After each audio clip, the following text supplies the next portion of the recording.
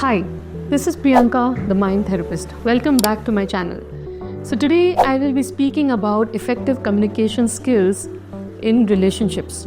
Many times people have a lot of conflicts in their marriages, in couples, in other relationships as well. But hence I have thought of speaking about this topic, which is very interesting and it will really help you in day-to-day life. So let's begin with the first one. The first one is anger management. So you must be wondering, hey, I was just going to speak about effective communication, right? Then why anger? The anger is a root cause of the problem.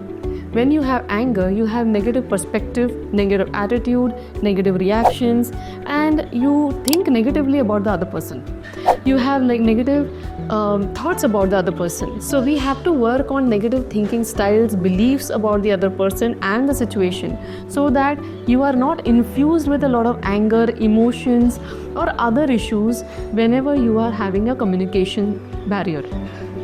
Because it becomes a very big roadblock in all kinds of relationships. Hence, working on your anger or other emotions is very important for effective communication. So if you are not able to do it by yourself, of course you need some help, external help, but work on yourself very well on this particular topic so that you can have effective communication, problem solving approach. Because what happens is, whenever you are going to speak nicely with them, you will be always infused with a lot of negative thoughts towards that person or negative reactions. You will not be able to talk peacefully only, even if you try it. Hence, working on your emotions and negative thinking styles is very important. Second one is listening skills. Now, listening skills is a very important part in communication. That is called good listening skills or bad listening skills. Now, good listening skills is something which is where you are acknowledging other person, or maybe you're responding, or you're rephrasing, or you are giving 100% attention to that person without phones, without TV, or without talking to somebody else, or without reading. You are giving 100% attention to that person with mind, body, as well as eyes, ears, everything. Means you are empathizing with the person's situation, person's emotions and everything. So that is good listening skills, because half of the time people listen in very different weird ways where they start talking in the middle only. So what are poor listening skills? Poor listening skills is this only, where when the opposite person is talking, in the middle only somebody will just go and start talking to somebody else, or probably they are on the phone, or probably they'll just hear them out, but they will not try to understand their hidden feelings, they will not try to empathize, or they will not even see the body language, what they are trying to tell, and they will not empathize at all. Hence, it is important to understand what are good listening skills. And when you have good listening skills, you will not interrupt, you will empathize, you will understand the other person's innermost emotional needs and as well as emotional issues. So this will help you to increase a lot of bonding, a lot of emotional intimacy, as well as the person will actually feel heard. Many times people only want somebody to hear them out. They don't want unnecessary advices or suggestions. You just want the person should understand and they feel heard, right? And that is enough for the other person to feel good enough, right? So always remember, advise only until asked, or also help only until asked. Don't unnecessarily advise and all. Just listen to that person, acknowledge them, rephrase them, and that's all about it. And you'll be sorted, and the relationship will be good enough, and there'll be a lot of emotional intimacy, right?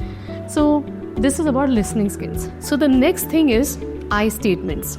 Now, what are I statements? I statement is about talking only about yourself. What are you statements? When you talk about the other person. When you talk about the other person, you are being sarcastic, you'll end up being labeled, or you speak about others' character, you talk about the past, you talk about everything else, but not about the topic, not about the main problem. Hence, the first thing you need to work on is I statements. Speak what you want, speak what you feel, speak what your emotional needs are, Speak about the problem only. Don't talk about the other person's the character, actions, behaviors, nothing, because that creates a lot of attacking and defending. Another thing is that why do we do that? Why do we land up talking mean things, being sarcastic? It's because of the ego, because we want to prove each other right and wrong. When we get into the battle of being right and wrong. Hence, it is important to avoid all of that and work only on the main thing, that is talking about the problem and talking about the solution. That's it. And talking about our things. I feel statements. I want. I feel hurt. I feel upset. I feel angry. I expect you to do that. Can you please do this?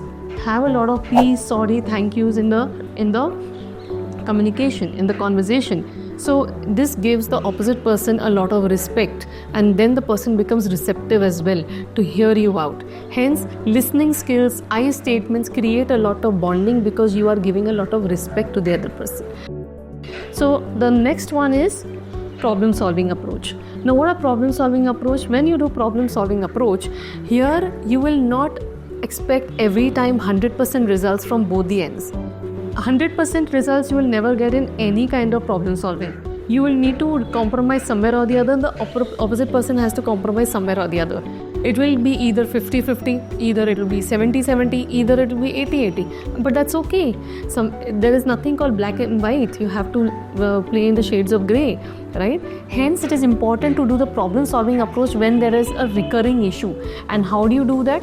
With the help of I statements, with the right communication skills, right, with the right listening skills, with a lot of patience, lot of working on your anger, and also using the stop skill. Whenever you think that you are getting very angry, when you are getting very upset, and you think that the communication is just going beyond, just going to blast, or you are getting into an argument, stop there and then and talk about it later. Think about it, what you're going to speak, and then come back with a plan when both of you all are in a calm mindset. Whenever you are infused with a lot of emotions, a lot of anger, a lot of irritability, avoid doing any kind of problem solving approach that time. You have to select the right timing for problem solving approach. Okay, so this is all about it. Hope this helps, and I'll see you in the next video. Please subscribe, like, and share my video to everyone whoever needs help. And if you want more information about me, please go to my website. And if you want an appointment from me, you can also go to my website and book an appointment. Thank you so much. See you. Bye-bye.